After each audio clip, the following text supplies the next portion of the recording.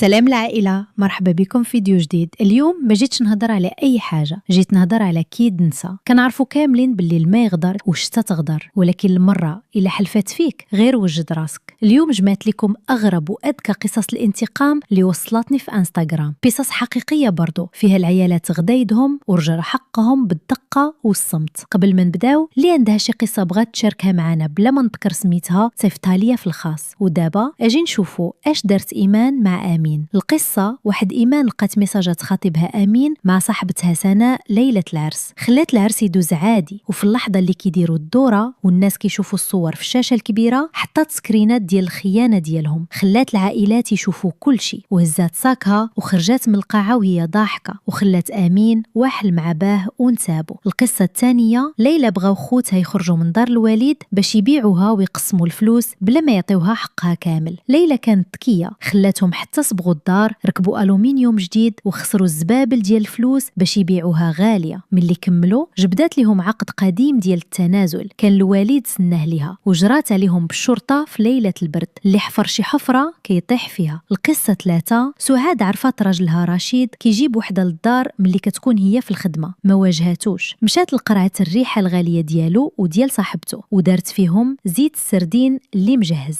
رشيد وصاحبته خرجوا السهرة، وملي الريحة بدات كتفاعل مع حرارة الجسم ولات ريحتهم خانزة بحال الحوت الخانز، كل شي بدا كيهرب منهم، ورشيد تبهدل قدام صحابه. القصة 4، نجاة كانت كبخل البيت غيتا وتفتش ليها الحوايج وتسرق ليها الذهب. غيتا شرات صندوق حديدي ودارت فيه الذهب ديالها، وخلات صندوق قديم فيه عقارب بلاستيك كيبانوا حقيقيين ومعاهم رسالة، عارفة شكون كيمد يدو هنا. ملي نجاة مشات تفتح الصندوق تخلعات وطاحت من الخوف، ومن تما ما بقاتش كتدخل لبيتها. القصة 5، حمزة كان مدير ظالم، سرق لموظفته صوفيا مشروع كبير وطلع به الرتبة ديالو ونكر فضلها. صوفيا استقالت بهدوء وأسست شركة صغيرة سرا، بدات كتسحب كبار الكليان ديالو واحد بواحد لأنها هي اللي كانت شادة الخدمة. في ظرف 6 شهور شركة حمزة فلاسات، وصوفيا رجعت وشرات الشركة ديالو بالرخص، ورجعته هو موظف بسيط عندها. ايوا يا العائلة، شفتوا كيد نسى فين كيوصل؟ هادو قصص كيعلمونا باللي الظلم عمرو ما كيدوم، وباللي الذكاء اقوى من الصداع والغوات. كنتمنى تكون هاد القصص عجباتكم وبردات لكم القلب شويه. ما تنساوش تخليو ليا في التعليقات اش من قصه جاتكم هي الواعره، ولو كنتو بلاصه صوفيا واش كنتو غديروا نفس الشيء؟